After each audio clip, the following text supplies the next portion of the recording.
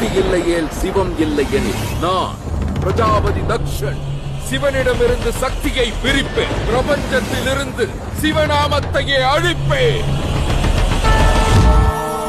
சிவசக்திக்கு இடையே உருவானது ஒரு தெய்வீக பந்தம். அந்த தெய்வீக பந்தம் சிதைய என்ன காரணம்? இஜகத்தை சிவன் துறக்க காரணம் என்ன? வாழ்வின் சாரமான இக்கதை எவ்வாறு உதயமானது? அமைதியாக கேட்டபோது பாதாளம் கிடைத்தது. இனி நம் உரிமையான சொர்க்கத்தை பறித்துக் கொள்வோம்.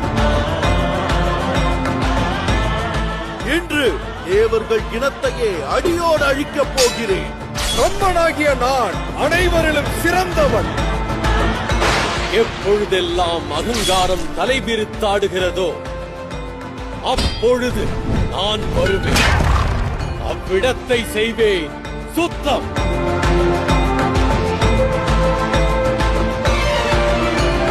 சிவனே, விரோதம் பறைசாற்ற தயாராக இருக்கிறார்.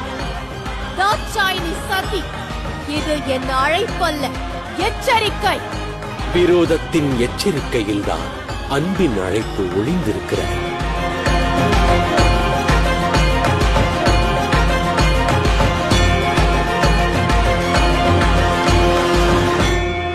சிவசக்தி திருவிளையாடல் வரும் திங்கள் முதல் இரவு 7 மணிக்கு.